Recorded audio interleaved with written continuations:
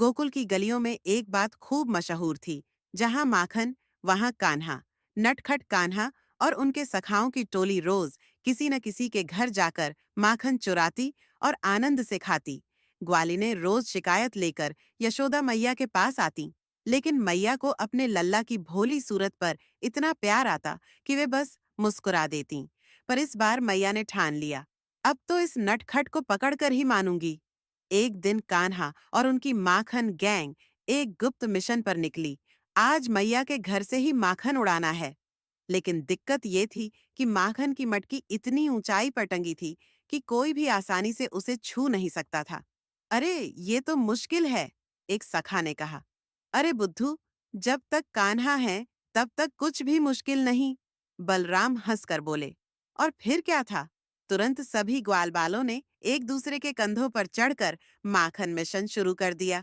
सबसे ऊपर खुद कान्हा बैठे और जैसे ही मटकी से सफेद ताजा माखन निकाला, कान्हा, तुम फिर चोरी कर रहे हो?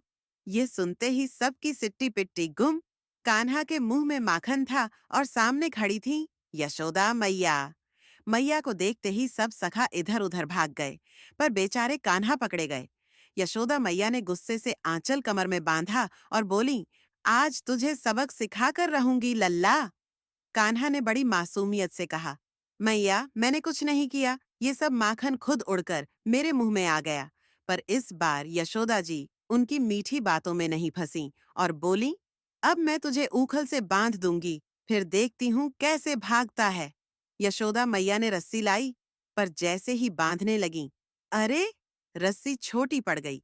फिर दूसरी रस्सी लाई, पर वह भी छोटी रह गई। जितनी भी रस्सियां लाती, हर बार 2 अंगुल की कमी रह जाती। मैया ने माथे पर हाथ मारा। अरे, ये क्या चमत्कार है! तब उन्हें समझ आया कि यह कोई साधारण बालक नहीं, स्वयं परम ब्रह्म श्री कृष्ण हैं, जिन्हें कोई बांध नहीं सकता। उन्होंने प्रेम से कान्हा को गले लगाया और कान्हा मुस्कुरा दिए।